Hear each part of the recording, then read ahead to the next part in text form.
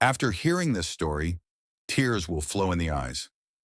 Deep within an ancient forest, where the sun painted golden streaks through the thick canopy, a weary crow fluttered from tree to tree. His feathers were ruffled, his throat dry as sand, and his wings heavy with exhaustion. It had not rained in days, and every little pond and stream had turned to cracked earth. The crow, named Keala, had flown miles searching for even a drop of water.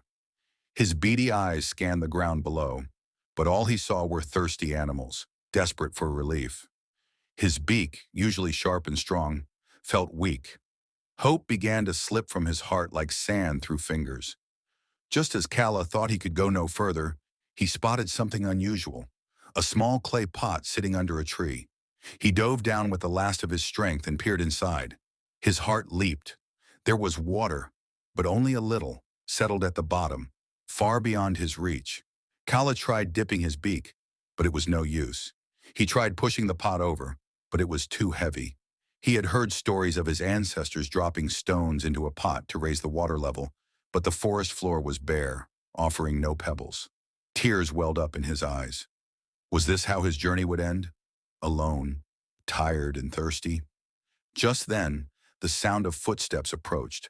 A young boy named Anuj, no older than 10, had been wandering through the woods, gathering wildflowers.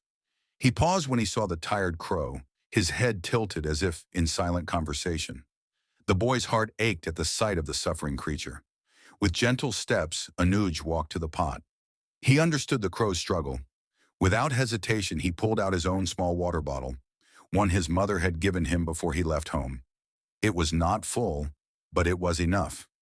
Slowly, he poured the water into the pot, filling it to the brim. Then he stepped back. Kala, cautious but desperate, looked at the boy with curious, grateful eyes. He hopped closer, dipped his beak into the cool water, and drank deeply. Each sip felt like life returning to his weary soul. Anuj watched, his heart swelling with joy.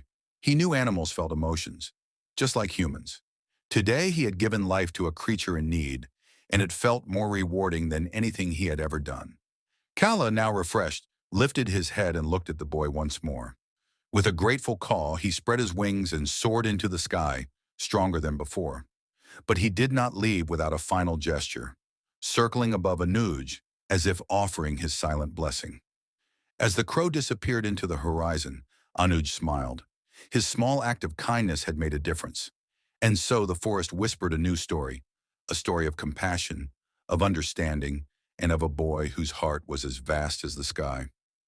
Moral of the story: no act of kindness, no matter how small, is ever wasted. Helping others, even in the smallest way, creates ripples of goodness in the world.